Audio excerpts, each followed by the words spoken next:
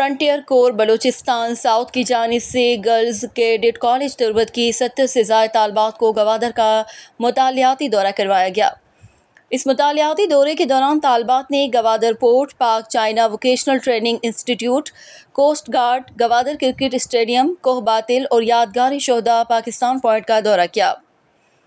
यादगार शोहदा पर तालबात और असातिज़ा ने शोहदा को खराज अकीदत पेश करते हुए यादगार पर फूल चढ़ाए।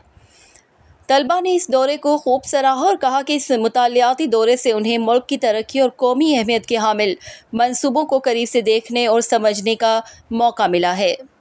पाकिस्तान पॉइंट में आए हैं और हमें यहाँ पे बहुत अच्छे तरीके से सर्व किया जा रहा है, गाइड की जा रही है और हमने शोहदा के लिए फूल भी चढ़ाए। गवादर की डिफरेंट जगहों में गए घूमने के लिए, जैसे फ्लैग पॉइंट, सी पोर्ट, और हम अभी जहाँ खड़े हैं वो हमारे पास गवादर का क्रिकेट ग्राउंड है।